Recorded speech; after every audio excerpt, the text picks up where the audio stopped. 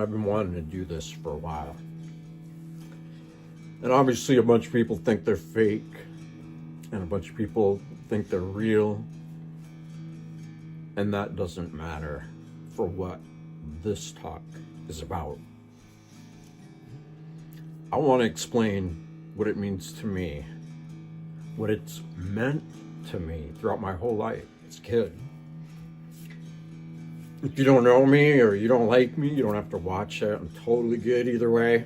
But for me, this is a big deal. And I'm making this video nice, neat, beautiful, and cool, just so I can help express why this is important to me. I mean, obviously, if we see them in every direction, are they northern anymore? No, they're omnidirectional lights.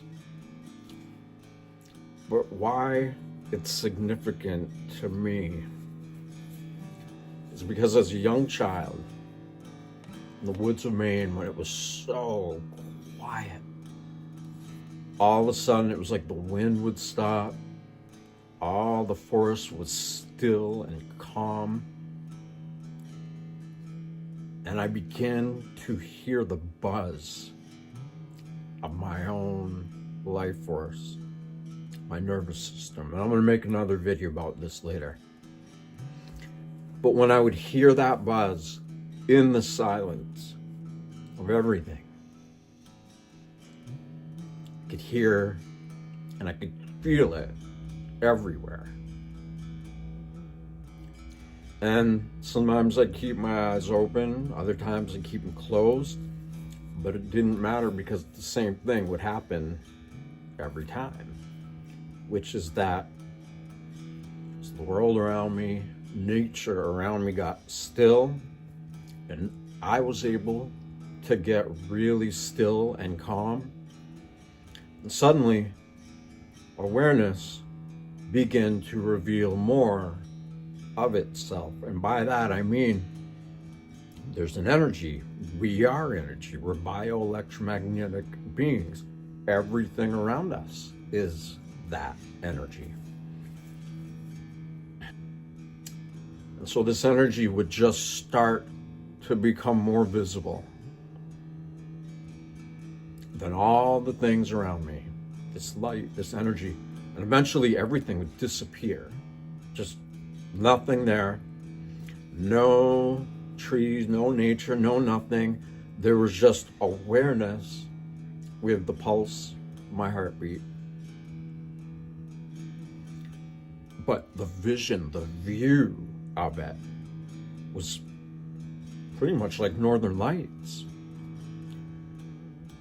And I didn't have a frame of reference for it back then, but I knew it well because I would go out and I would do this all the time. And then one rare night, the Northern Lights actually showed up a little bit at our place where we lived in Maine. I was so excited. It was like, oh my God, because what I saw inside of me looked very, very similar to those dancing colors in the sky. And as I grew older and learned more vocabulary, English, this is what I speak, and the meanings that come with them, when I would try to explain to people what I saw and felt in that state, the closest thing that I could refer to it was Northern Lights. And I would always correlate this imagery of the Northern Lights with the soul, the life force that is in everything. It starts with us. It is in us. And for those who think that's like a narcissistic thing, no, there's energy in us. And if that energy isn't there, we aren't here. So we're talking about the prerequisite before any thoughts or opinions can be formed. And the fact that they're created with all this language, that's another story. And so my entire life, I equated this feeling, this sense, this knowing that the soul, the life force that's causing the heart to beat, is likened to northern lights. People don't really get this for the most part.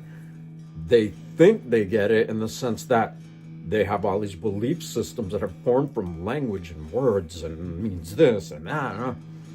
It's not what I'm talking about.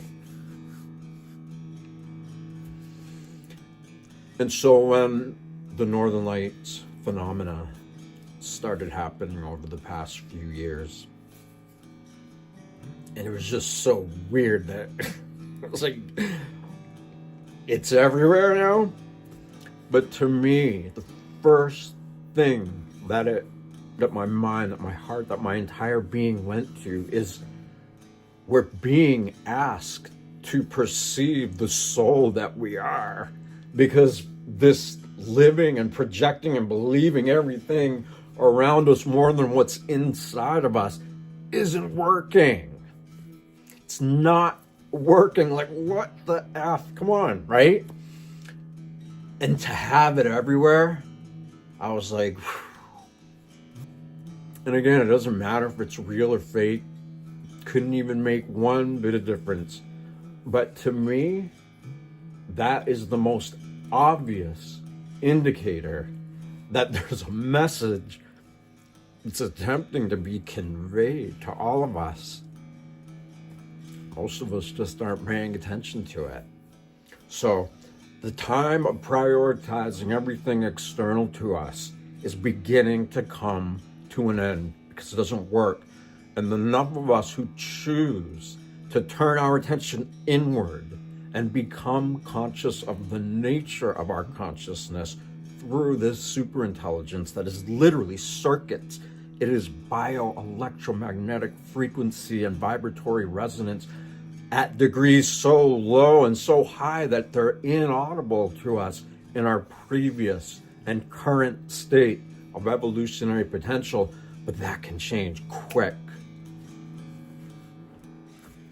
And the way that can change quick is if enough of us can say, you know what? Done with all the illusion. And we turn our attention inward. And we sustain that. And enough of us do it together. That'll change things, because these bodies are loaded with dormant perceptual abilities. And when you start to feel them waking up and coming online, you're like, oh, that can't be real. No, it's not happening. It's happening. It's real. It's what we are. But we need to be what we are. We're going to make this world any healthier. So I hope you enjoyed my little presentation. I feel so grateful to be able to have delivered this to you. It means a lot to me. And I want to ask everybody, let's keep turning inward. Let's become conscious of what we already are, because we're missing 99.9% of it. But that 99.9% is still us. It is us. It's in us. We are. It's there.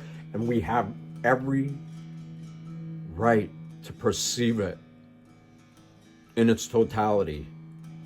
But beginning to perceive it, even if it's baby steps, that's great. We're making a process. So let's do that. Thank you. And I'll see you guys soon.